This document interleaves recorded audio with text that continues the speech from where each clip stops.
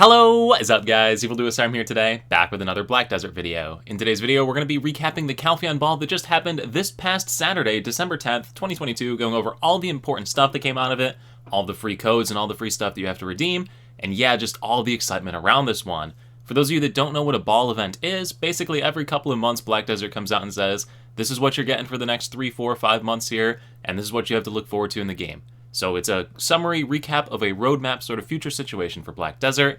And quickly before we get into covering it all, if you're new to my channel, new to Black Desert, or you've been watching videos on this channel and still have not subscribed yet, please consider it. Helps grow my channel, you stay up to date with new content, and we both win. And without further ado, let's get into it and start off with the free stuff because that's what most people want right off the bat. So first things first, in order to get all of the free stuff, you're going to have to do an event quest in-game, which happens right here in the city of Calpheon. So right here, Calpheon Ball, Calpheon City. Press the O key on the keyboard, head over to the new tab, and you will see a quest called Event Welcome to the Calpheon Ball. I put a guide out on how to do this already. It's really simple. You just talk to an NPC located like right here for like 4 minutes.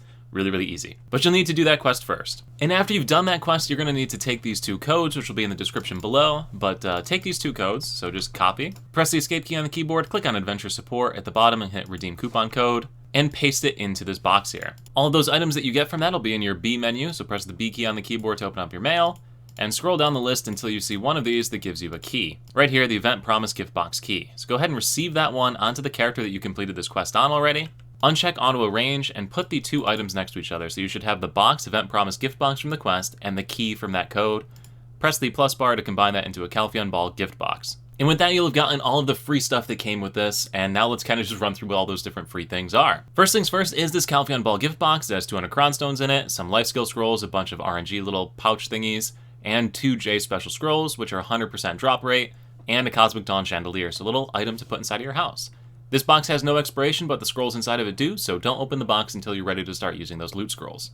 Now beyond those boxes, there are a ton of other items that came with these codes. So first of all, Jay's Hammer of Loyalty, it's a free upgrade enhancement attempt. Advice of Valks plus 150 to help you with those enhancements. Cron Stones times 2023, so 2023 Cron Stones. The Promise Gift Box key that we already put together.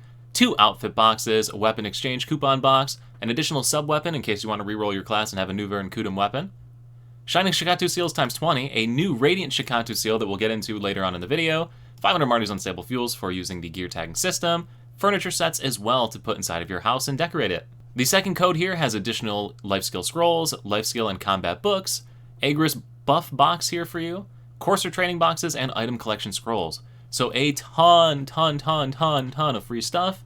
And in addition to this even further, there's additional login rewards starting on December 12th, so Monday, running through January 18th for 2 weeks that gives you an additional 1,500 Cron Stones, Artisan's Memories to help you with your enhancement, breeding resets for horses, Courser's Aura to train your horses a little bit faster, and Origin of Dark Hungers, which were an event a while back, that you can do again now to increase your fail stacks even further. So if you want to save that Jay's Hammer until after you have a bigger fail stack, you might want to wait until the 14th day of this and then hit that Jay's Hammer attempt. Plus, with all the Cron Stones, you'll probably have enough for 2 attempts after this. But anyway, tons and tons of free stuff that we have right there. And that's it for the free stuff, so now let's get into the actual content that came with the Calpheon Ball, and for those of you that didn't have 4 hours to watch this thing, 4 hours to go through it, I'll try and knock it down real quick for you. So the ball doesn't actually even start until like the 45th, 46th minute here, where they start giving you preview information about the new class that's coming out. So they went for like a cinematic trailer sort of series here, and I'm not going to spoil the whole thing for it. If you want to watch it again, it starts at 46 minutes, but shows you a little bit of the combat with the new class, and yeah, just a general little overview of the background story for the class. If you instead jump out to the 56-minute mark, we get actual like previews of each of the individual skills on the class. So the new class, the Wusa here, you'll be able to see all the different skills that the class has, and it shows off a bunch of them. That runs for a little bit. So then another 20 minutes goes by of showing off the different classes, and we get out to the hour and 15-minute mark where we go into like a dev update on how the devs created the class and a whole bunch of stuff. So you're into those types of things, you can check that out. Now at the 1 hour and 23 mark, they get into information about the sister class with this, the Megu. And this class will also be coming to the PC version of the game in January. So if you were upset that it was only coming to mobile, we're going to get it on the PC version of the game as well, which is pretty darn exciting. The Wusa class itself, the one that we were previewing at the beginning and showed a bunch of skills for, is releasing on December 14th. The Megu is coming in January to the PC version of the game, just to reiterate both of those things. And after they get done talking about the new class for a little bit, at the hour and 31-minute mark, they talk about the new region in the game that's coming out. So the new region is the homeland of these 2 new classes, and generally they do another cinematic overview here, shows you different fights and stuff that you'll encounter in the region.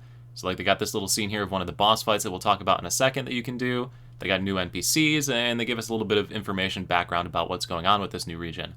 So, first things first, it is a new storyline separate from the main Black Desert arc of the main continent. So new characters, new plot, whole little side story type situation. Depending on the decisions that you make during the story, you're going to be greeted with different outcomes to your final portion of your story. They show an overview screenshot of the new Port Rat region, so this is going to be the new region in the game. They talk about some of the new NPCs that you're going to find in the world, so there's going to be little turtle and rabbit NPCs similar to like the Papu and Otters, as well as a tiger NPC that you can interact with in the game. And then they get into more sort of like what is the content in the region, and they had a clip, but the clip didn't play, so kind of disappointing. But essentially it's going to be a boss-themed area, so instead of having monster grinding zones, you'll be interacting with boss fight situations. So you'll go in, fight different bosses, and do that sort of thing. I'm really excited about it because one of my favorite things in Black Desert are the boss fights. They say that these are going to be mechanic intensive, that you're going to have some level of skill to complete them, which for me is going to be pretty exciting. I really, really enjoy those types of fights. Much more so, at least to me, than just running around in a circle grinding the same thing over and over. So I'm really looking forward to this, but not to influence any bias on you, of course. It's just something exciting and different coming to the game. Now, if you don't want to do them solo, there also are going to be guild versions of these that you can do with your guild in a co-op manner. They said that they're going to have different mechanics for these boss fights if you do it in a co-op manner to make it more difficult for a larger group of people. So I'm really excited about it. Everybody knows that group-based PvE content isn't one of the biggest things in the game, and adding in boss fights that you can do with friends and just go in and do a boss fight, I'm really excited about it. So I'm really looking forward to it, and I'm going to keep saying that over and over, so I should probably just move on to the next section, but definitely really, really exciting. Moving on a bit further into the 1 hour and 56 minute mark, they talk about new items that are coming out into the game. So one of the big items that we haven't heard about before, if I can get the timestamp thing to drag to the right spot, is this new crystal right here. So this crystal, as you can see, gives you a crap load of stats. You'll be able to equip one of this crystal and to your character, and yeah, I mean, just look at all the stuff that it gives you. It's absolutely best in slot, best crystal in the game. There's also more information about crystals that they announced later on, so keep that in mind when you look ahead here and further things they're going to talk about. At the hour and 57 minute mark here, they start talking about the release schedule for this. So the new region will be releasing in February for the Korea region, and once they finish the globalization patches for it, they'll release it to the rest of the world. So probably a couple months after that for NAEU PC side. Then they take a little bit of an intermission up until the 2 hour and 20 minute mark where they come back hard, swinging on console. Can you believe it? They talked about console. I almost spit out my tea this morning when I was doing this. But yeah, a bunch of stuff for the console players here. So first, going to be getting the Marnie's Realm. So if you're a console player and don't know what Marnie's Realm is, basically it's a private little grinding zone, which is pretty neat. Beyond that, you're going to be getting the continuous care skill for fairies, which is also really, really cool. Helps you to manage all your different buffs and all sorts of elixirs and whatnot, which is nice. Kaffir's Cap is going to be raised from 10 to level 15 on the 14th, so that's pretty cool, December 14th. You'll be able to do a solo Garmoth boss fight once per week, which is also kind of cool. I almost wish the PC version had that. The requirements to complete that Garmoth are going to be Tuvala gear up at the maximum stage, so you'll just need to have completed a season server to be able to do it. You're also getting the Wusa class releasing on the 14th of December as well, which is pretty cool. And they're changing the update schedule for the console version of the game, so longer time between updates with the intent of optimizing the patches a bit more before they release. So all in all, a lot of cool things coming to console and a general improvement in their service towards console, which I think is pretty cool. They actually had a whole on individual talking about this entirely exclusively. You got a whole 5 minutes out of the 4 hours console. Aren't you happy? Now, during this little speech, they also announced that the winter season is going to be coming on December 14th for all regions, so everybody's getting another winter season with the release of the new class, which is pretty cool. Now, moving on to the 2 hour and 29 minute mark, they talk about doing crossplay for the SEA and Thailand server regions, so crossplay between those two regions on a special server. They then joke about having EU versus NA competitions, and they say not at this time, they're going to work on the Thailand and SEA crossplay first, but they do mention the possibility of relocating the Black Desert servers for the North America region to the central portion of the United States as opposed to the West Coast. So that was around the 2 hour and 33 minute mark where they talk about that. Moving on a little bit further, we get into the Crystal preset discussion. And they put a bit of a teaser of the new Crystal preset UI here in the background. So basically, instead of equipping your crystals into the gear pieces themselves, the gear pieces are going to open up different crystal slots that you can then insert the crystals into on this little new UI. You'll be able to swap between those crystal presets just like you would like your pet groups or something, where you click on the little preset at the top and it'll swap between the different crystal presets.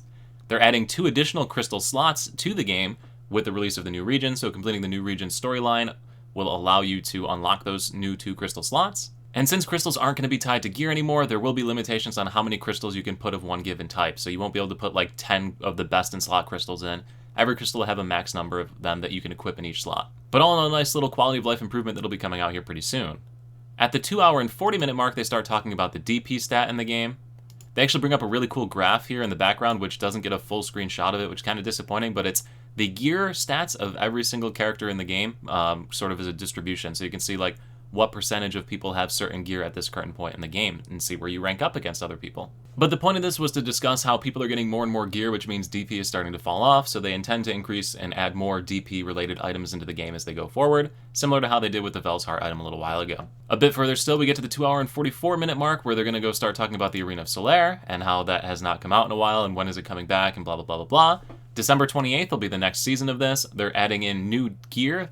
Specifically, they mentioned it damage resist and evasion-based gear pieces in here somewhere, if I can find it. Yeah. So they showed up different gear as well that you can put on. So different crystals, different gear. Depending if your class is an evasion or damage resist type class, you can mix it up a little bit there. When you first get into the Arena of Solaire this time around, you're going to have to do ranked placements at the start, and that'll determine your rank when you get started into the ranking system. So kind of more like an official sort of ranked PvP type game mode. Kind of neat if you're into the PvP type stuff. Again, December 28th on this release. At the 2 hour and 50 minute mark, people started asking questions about, are they going to be doing any revamps to new monster zones or old monster zones or whatnot for high-end grinding?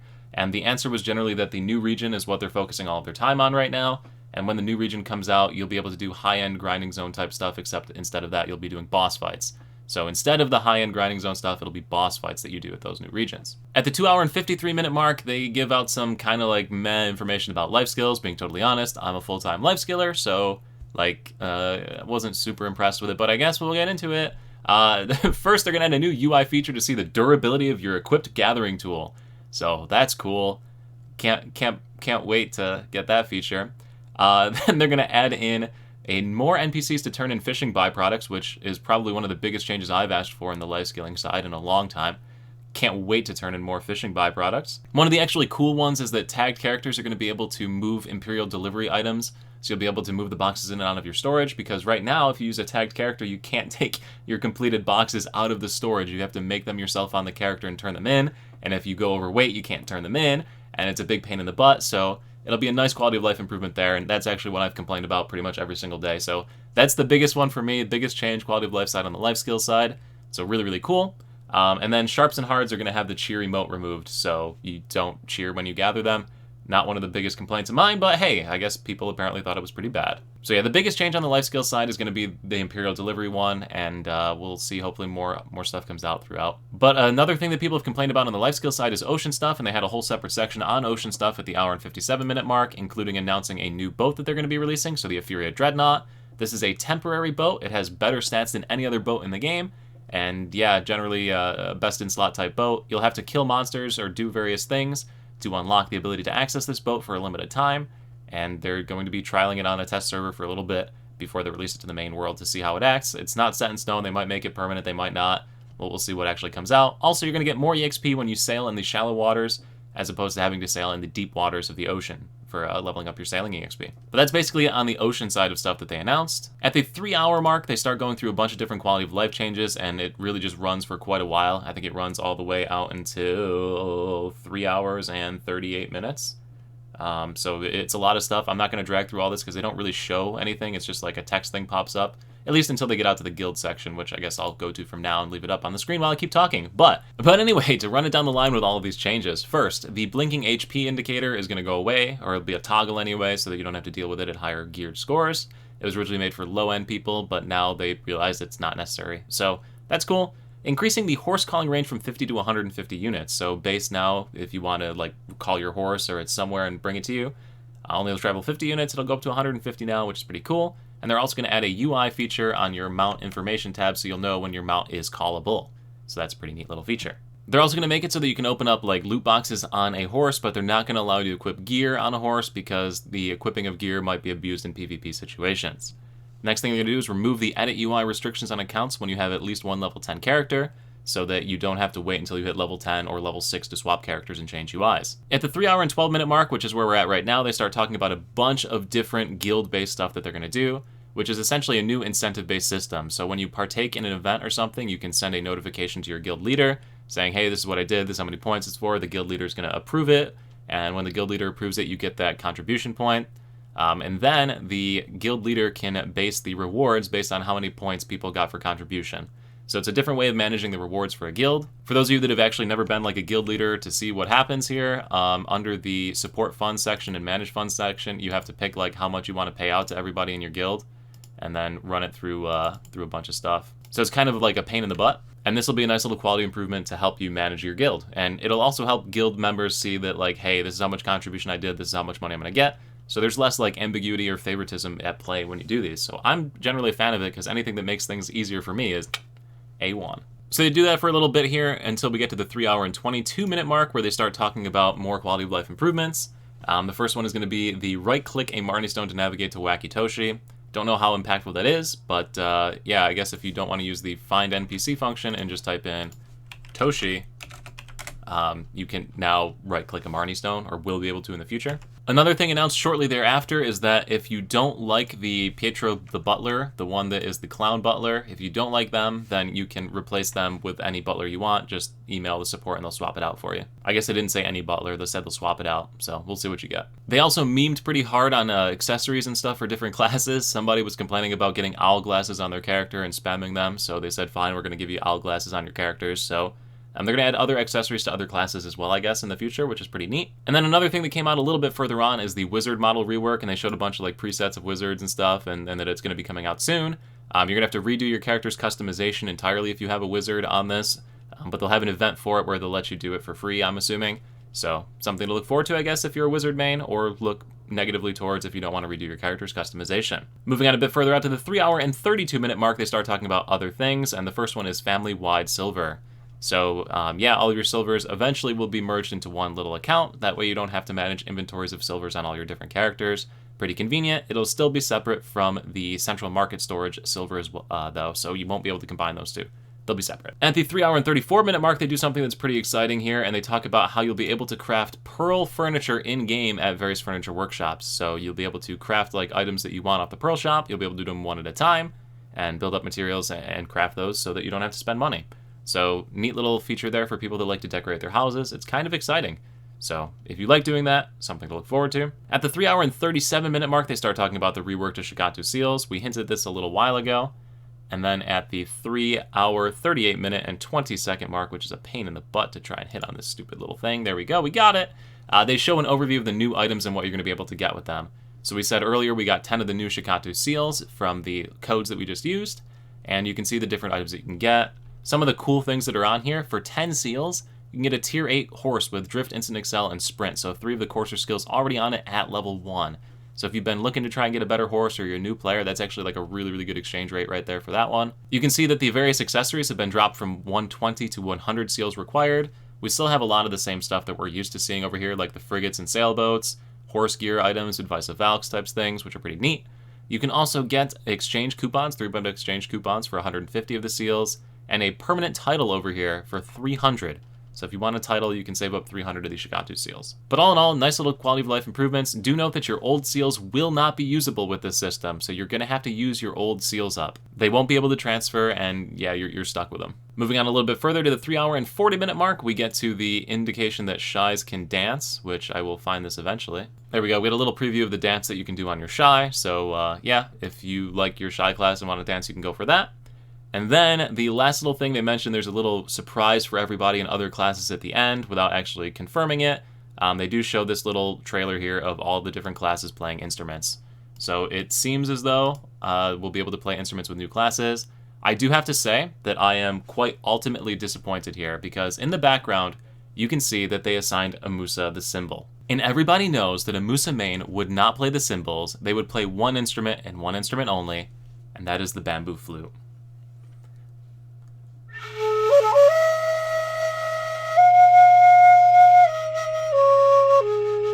But it's okay, Perlibus, I forgive you. Just let me play my flute with my Musa. But anyway, guys, that's pretty much it. We have gone through all of the different stuff that came with this. There's a lot of information. Again, it's 4 hours. I tried to knock it down as quickly as I could for you. Now's your turn to let me know what you think in the comment section down below. Make sure to get all of your free stuff. Let me know what you think of all the different free stuff that's out there. Let me know what you think of the updates that are coming. You excited for the new region? You excited for the new classes? Excited that we're getting both of the classes? Tons of stuff to be excited for in this one. Let me know in the comments down below. And anyway, guys, thank you all so much for watching. I look forward to seeing you at the next YouTube video right here, the next live stream, or wherever I happen to see you. Peace.